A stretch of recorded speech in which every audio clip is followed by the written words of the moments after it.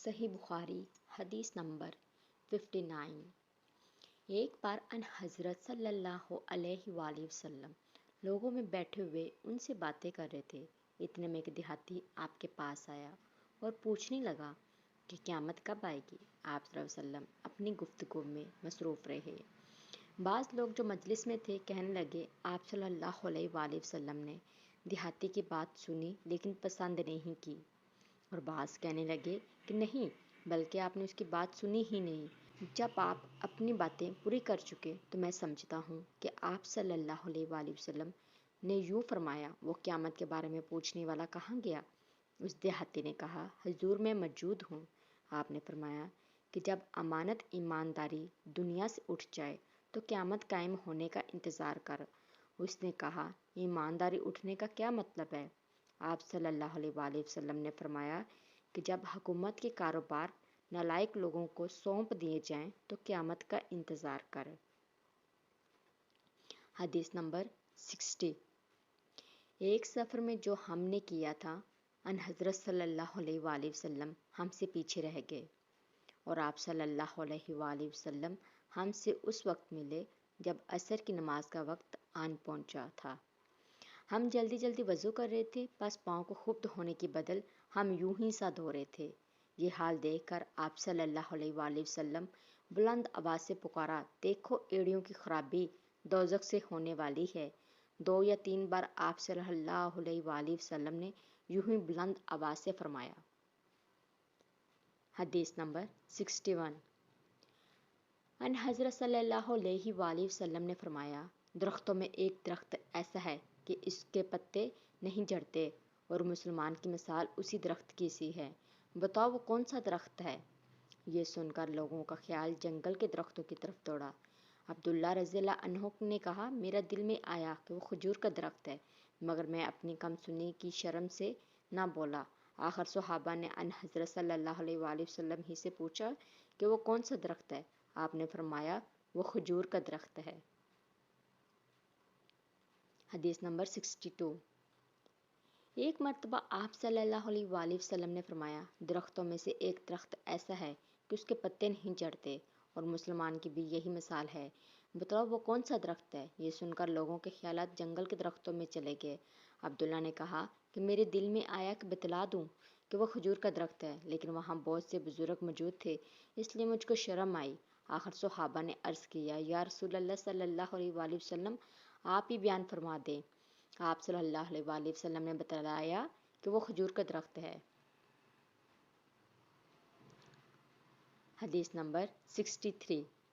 ایک بار ہم مسجد میں ان حضرت صلی اللہ علیہ وآلہ وسلم کے ساتھ بیٹھے ہوئے تھے۔ اتنے میں ایک شخص اونٹ پر سوار ہو کر آیا اور اونٹ کو مسجد میں بٹھا کر باندھ دیا۔ پھر پوچھنے لگا، بھائیوں، تم لوگوں میں محمد صلی اللہ علیہ وآلہ وسلم کون ہے؟ ان حضرت صلی اللہ علیہ وآلہ وسلم اس وقت لوگوں میں تکیہ لگائے ہوئے بیٹھے ہوئے تھے۔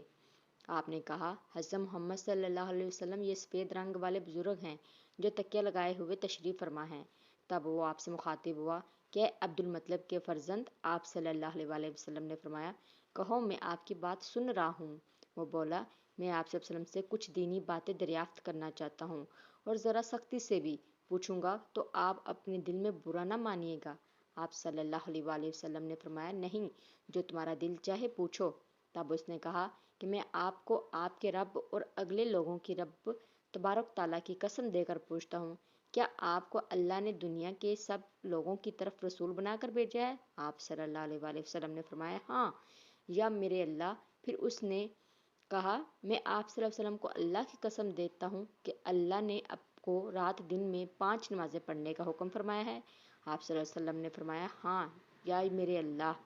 پھر کہنے لگا، میں آپ کو اللہ کی قسم دے کر پوچھتا ہوں کہ کیا اللہ نے آپ کو یہ حکم دیا ہے کہ سال بھر میں اس مہینے رمضان کے روزے رکھو؟ آپ صلی اللہ علیہ وآلہ وسلم نے فرمایا، ہاں یا میرے اللہ۔ پھر کہنے لگا، میں آپ صلی اللہ علیہ وسلم کو اللہ کی قسم دے کر پوچھتا ہوں کہ کیا اللہ نے آپ کو یہ حکم دیا ہے کہ آپ ہم میں سے جو مالدار لوگ ہیں ان سے زکوٰۃ وصول کر کے ہمارے محتاجوں میں بانٹ دیا کریں؟ ان حضرت صلی اللہ علیہ وآلہ وسلم نے فرمایا، ہاں یا میرے اللہ۔ تب وہ شخص کہنے لگا، جو حکم آپ صلی اللہ علیہ وسلم اللہ کے پاس سے لائے ہیں میں ان پر ایمان لایا، اور میں اپنی قوم کے لوگوں کا جو یہاں نہیں ہے بھیجا ہوا تحقیق حال کے لیے آیا ہوں۔ میرا نام زمام بن سلبہ ہے، میں بنی سعد بن بکر کے خاندان سے ہوں۔ اس حدیث کو لیث کی طرح موسیٰ اور علی بن عبد الحمید نے سلیمان سے روایت کیا۔ حدیث نمبر 64۔ رسول اللہ صلی اللہ علیہ وآلہ وسلم ایک شخص کو اپنا ایک خط دے کر بھیجا اور اسے یہ حکم دیا کہ اسے حاکم بحرین کے پاس لے جائیں۔ بحرین کے حاکم نے وہ خط کسریٰ شاہ ایران کے پاس بھیج دیا۔ جس وقت اس نے وہ خط پڑھا تو چاہ کر ڈالا۔ راوی کہتے ہیں اور میرا خیال ہے کہ ابن مسیب نے اس کے بعد مجھ سے کہا کہ اس واقعے کو سن کر رسول اللہ صلی اللہ علیہ وآلہ وسلم نے اہل ایران کے لیے بد دعا کی کہ وہ بھی چاک شدہ خط کی طرح ٹکڑے ٹکڑے ہو جائیں۔ اس نمبر 65۔ رسول اللہ صلی اللہ علیہ وآلہ وسلم نے کسی بادشاہ کے نام دعوت اسلام دینے کے لیے ایک خط لکھا یا لکھنے کا ارادہ کیا تو آپ صلی اللہ علیہ وسلم سے کہا گیا کہ وہ بغیر مہر کے خط نہیں پڑھتے، یعنی بے مہر کے خط کو مستند نہیں سمجھتے۔ تب آپ صلی اللہ علیہ وسلم نے چاندی کی انگوٹھی بنوائی جس میں محمد رسول اللہ کندہ تھا۔ گویا میں آج بھی آپ صلی اللہ علیہ وسلم کے ہاتھ میں اس کی سفیدی دیکھ رہا ہوں۔ شعبہ راوی حدیث کہتے ہیں میں نے قتادہ سے پوچھا کہ یہ کس نے کہا کہ اس پر محمد رسول اللہ صلی اللہ علیہ وآلہ وسلم کنندہ تھا؟ انہوں نے جواب دیا انس رضی اللہ تعالیٰ عنہ نے۔